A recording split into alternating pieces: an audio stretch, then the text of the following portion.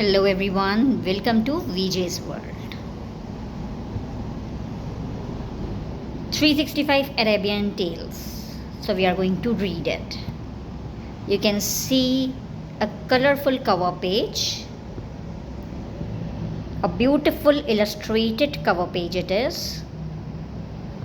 So without further ado, we can look at the contents. So it's number 1. January. Harun al-Rashid, the damsel and Abu Nawas. One day, Caliph Harun al-Rashid went into a room where he found a lady sleeping in a bed. The lady shrank with fear when she saw him. Harun comforted her that he would not harm her, but demanded to know who she was. She told him that the son of the king had bought her a while ago for 10,000 dirhams. But his jealous cousin had the lady shut up in his room.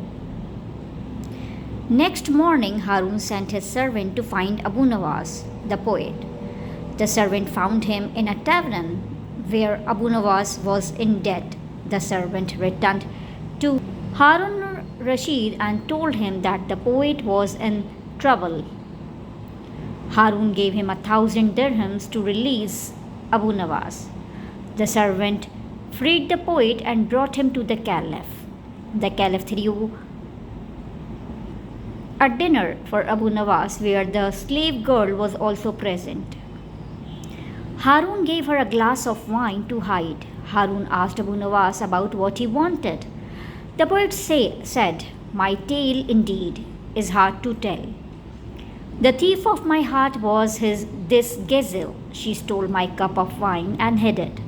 So Harun ordered him to marry her and gave him a dress of honor and 1,000 dinars. And he went away rejoicing." From that day onwards, Harun and Abu Nawas remained good friends. They helped each other in times of difficulties and remained loyal and devoted to each other. As for the damsel, she lived a happy and fulfilling life with Abu Nawas.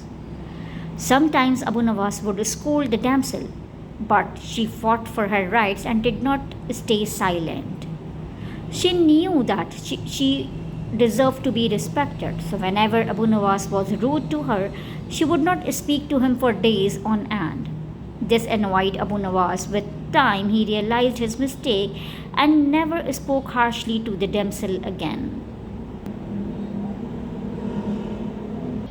The Caliph Umar bin Abd al-Aziz and the poet. It is said that when Umar bin Abdul Aziz became the caliph, the poets went to him to get gifts and money, as was the custom before him. But Umar didn't like any of the poets. He sent them all away. However, there was one poet, Jarir, who begged to be allowed to remain in the court. Finally, Umar agreed and Jarir came to recite poems to Caliph. Umar liked his poetry. One day Umar said, "I have heard that it is Jarir who writes poetry that is considered bad. I shall test him." The Caliph's announcement spread in the court instantly. But Jarir did not find out that the Caliph was angry with him. Jarir came to the court and as usual recited one of his poems to the Caliph. The Caliph, who was already angry, did not like the poem. He punished the poet and asked him to leave the city within 3 days. The fate of the hunchback. Once upon a time in the city of Kashgar, there was a tailor. One day when the tailor reached his shop, he found a little hunchbacked fellow who was playing on a tumbrel and singing a beautiful song. The tailor was very pleased with the song, so he invited the hunchback to his house for dinner. During dinner, a large fish bone got stuck in the throat of the hunchback, and he died immediately. The tailor and his wife were very scared, so they hid the dead body in the house of a physician, their neighbor. When the physician saw the dead body lying in his house, he was also scared, so he hid it in a neighbor's house, who then hid it in the Christian merchant's shop. The merchant hid the dead body in his neighbor's house. Finally, the dead body came back to the tailor's house. The police arrested the tailor for killing the hunchback The judge sentenced him to death. When the tailor was going to be hanged, his neighbor came and admitted that the body was actually found in his home. When Sultan heard about this, he called all the neighbors to the court, and after listening to their accounts, he pardoned all of them. Jafar and the Bedouin. It is said that when Caliph Harun al-Rashid killed Jafar, the Barmecide, he commanded that all who wept for Jafar or remembered him would also be killed. But a Bedouin from a far-away city who had not heard the order came to the city and went to the place where Jafar's body was hanging. And there he wept and mourned for the dead man. Then he recited a poem in praise of Jafar and fell asleep. Meanwhile, a merchant happened to pass thereby. When he saw the Bedouin weeping, he stopped. The Bedouin asked him to tell him the story of Jafar. The merchant told him that Jafar was a kind man who had once paid the merchant double the price of his beans and then distributed the beans in the public. The merchant had used the money to trade in Basra.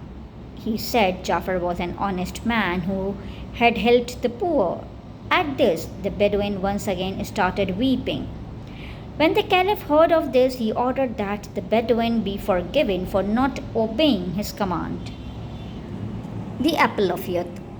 Once there lived a king who had 5 daughters. One day the youngest daughter saw a young man and fell in love and told her father that she would marry only him. The king called the youth and told him that he would marry his daughter to him on the condition that he should also find suitable husband for the other daughters. The young man refused to do this.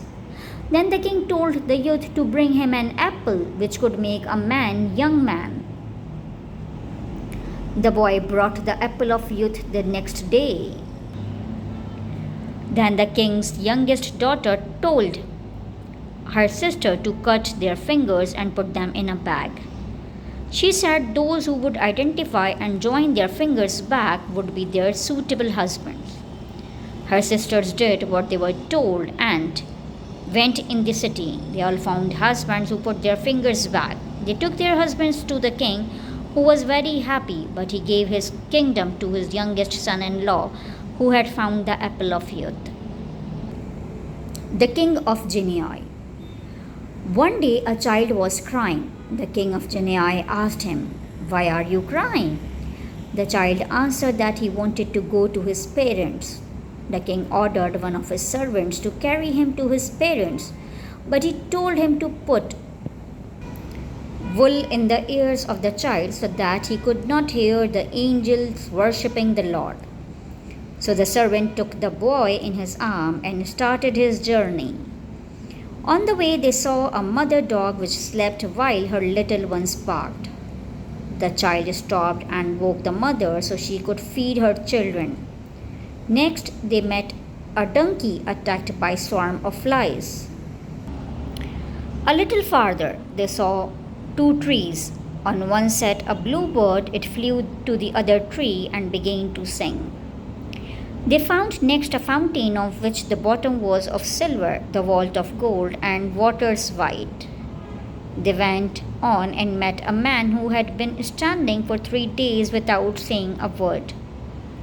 Finally, they arrived at a village. There they met a wise man, and he asked the child about what he saw on the way. The boy explained all the things to the man.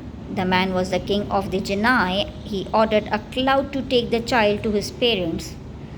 The cloud obeyed the order, and the child was happily united with his parents. The fisherman's neighbor. A very long time ago, there lived a fisherman. He used to fish around an island. One day, when he was returning from the sea, he saw a man who had lost his horse in the swamp and was unable to save it without help. The fisherman helped the stranger. In return, the man told the fisherman that he was his new neighbor and that he should go for fishing daily only after first talking to him. He said that if the fisherman listened to him, he would never go home empty handed. The fisherman started doing this daily. 3 years passed. One day the fisherman waited for long for his neighbor, but when he did not come, he went to the sea. When he came down to the shore, he found that all the boats were launched and had gone far away. Before night, the wind rose with a storm, and every boat was destroyed, and every fisherman drowned. Only the fisherman of Gotor lived, for he had been unable to go out fishing. That night he had a strange dream in which his neighbor came to him and said, "Although you didn't follow my advice, I saved you anyway." The Prince's Wife. Once upon a time, there was a king who ruled over Arabia. One day his son went for a long journey with the permission of his father. In the way he found a burning olive tree. "Oh God," he cried, "help me put out this fire." God sent rain. The fire was put out and the young man was able to pass. He came to the city and said to the governor that he wanted to marry his daughter. The governor agreed and the king's son got married. The wife was a woman whose prayers were always answered. The prince told that he missed his city, so she prayed to God to bring her husband's city near her town. The city appeared there. When the king heard what had happened, he sent the queen to meet their son and daughter-in-law. The queen dressed as a beggar and went to her daughter-in-law and asked her for alms. The young woman gave her money. Meanwhile, when the son visited the king, he told him of his wife. The king was very happy to have found such daughter-in-law. The magic napkin. Once there was a poor but kind man who found a box on the road. He picked it up and took it to the mountains. There he opened the box and found in it a napkin of red silk with 7 folds. He opened the first fold and a genie came. The man ordered him to entertain him. The genie clapped his hands and a young girl appeared. She danced till the day dawned. The man kept watching her dance all day and night. Later that night, the king and his vizier came to the mountains. At the mouth of the cave, they heard the sound of the music and dance, so they knocked. The man let him enter. The king watched the dance all night long.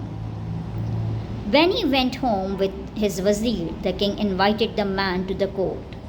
He said, "Give me the box with the magic napkin and I will marry you to my daughter."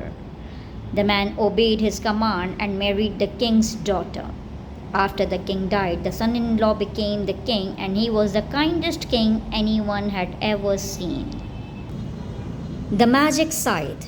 One day a laborer went for work but lost his way due to a storm. So he pitched his tent in the open air and took out his meal to eat. When he started eating, a wet and sick dog came inside the tent. The poor man gave the dog bread and meat from his own food. The dog ate the entire meal and went away. The laborer went to sleep. At night, he saw a woman in his dream who left a scythe under his pillow. When he woke up, there was a scythe under the pillow. He took it. In the morning, the laborer went to find some work. He found a job at a farmhouse. The only problem was that the woman who owned the farm did not pay wages to her laborers on time. The woman told him that if he cut enough grass to fill her store in 5 days, he could take anything from her.